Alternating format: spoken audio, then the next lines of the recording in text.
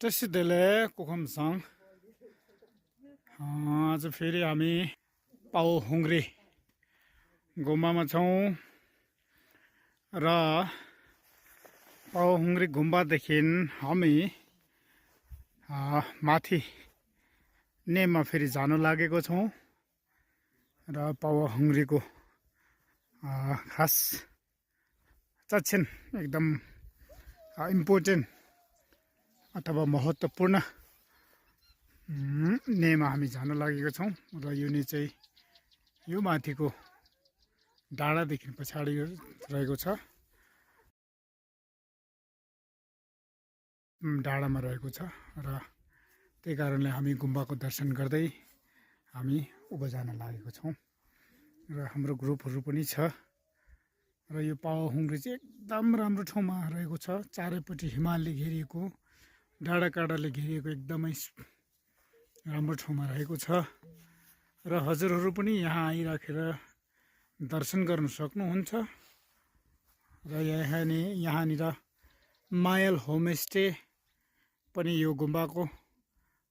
परिसरमा रहेको छ र तपाईँहरूलाई एकदम सुविधा हुनेछ यो ठाउँमा घुम्न आउनुभयो भने अनि यहाँबाट चाहिँ पेलिङदेखि लिएर जोक्सुम सबै ठाउँ देखिन्छ रामुङ्ला बुद्ध पार्क पनि देखिन्छ यहाँबाट र तपाईँहरू बिहानको घाम झुल्किने समयमा यहाँबाट चाहिँ टाइगर हिलभन्दा कमी चाहिँ अब तपाईँहरूले महसुस गर्न सक्नुहुन्न यहाँ एकदमै राम्रो प्रकारले घाम झुल्किँदो रहेछ यो ठाउँमाबाट हेर्दाखेरि एकदम उच्च स्थल भएकोले र हजुर आउनुहोस् यहाँनिर पाउ हुङ्ग्रीमा घुमेर जानुहोस् र यहाँ मायल होमस्टेमा तपाईँहरू बस्न सक्नुहुन्छ अब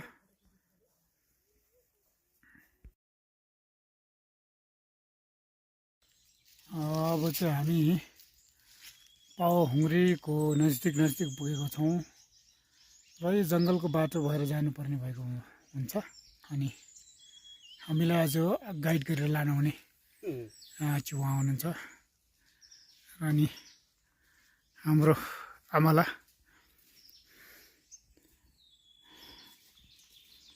पछिबाट हाम्रो ग्रुपहरू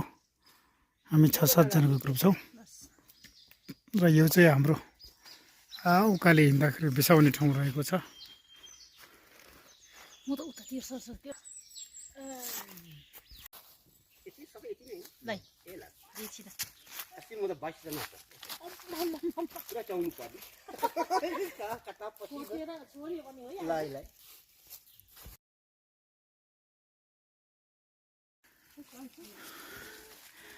अब चाहिँ हामी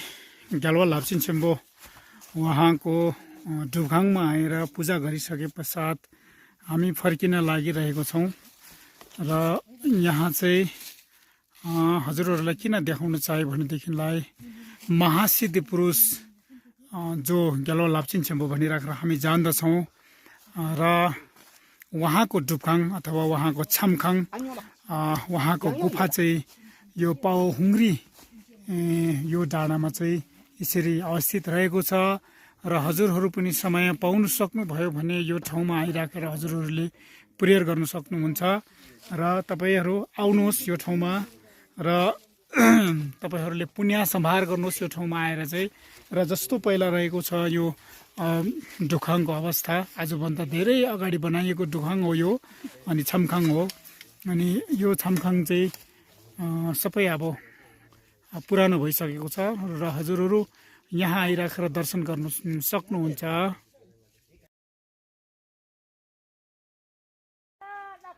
अब चाहिँ हामी आइपुगिसकेका छौँ माथि पाउ हुङ्ग्रीमा र यहाँ चाहिँ मालिङ्गको एकदमै प्राकृतिकको गेट जस्तो बनिएको एकदमै राम्रो दृश्य छ र हेर्नुहोला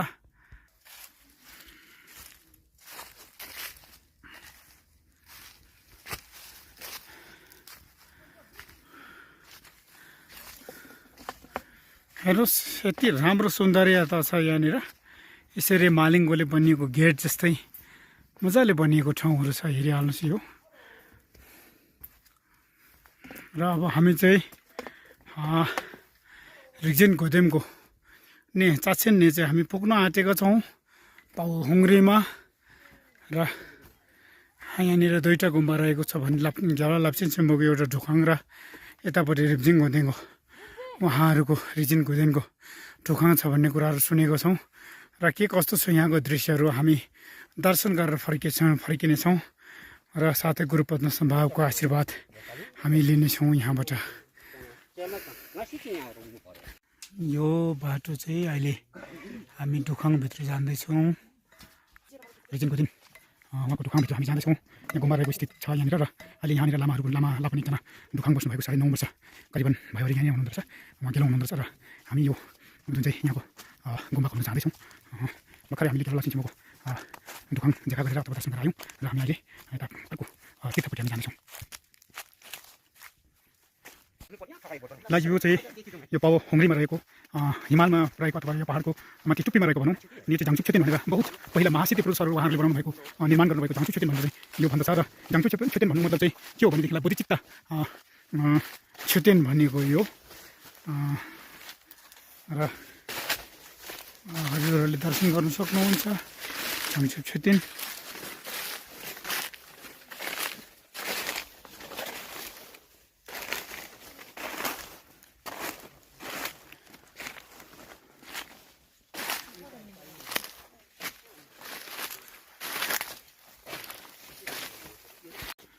र यो सुक्टी चाहिँ ग्यावा लाचेन सेम्बोको सुक्टी हो यहाँनिर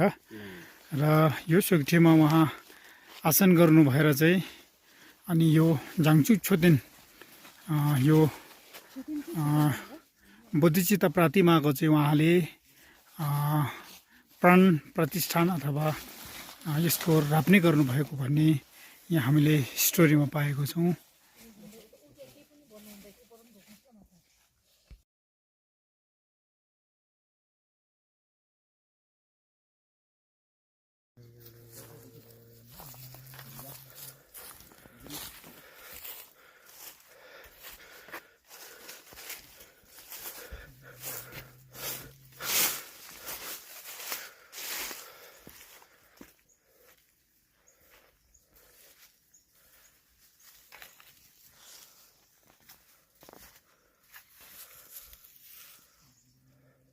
पनि जान्दा हुन्छ ल पनि जान्दा हुन्छ।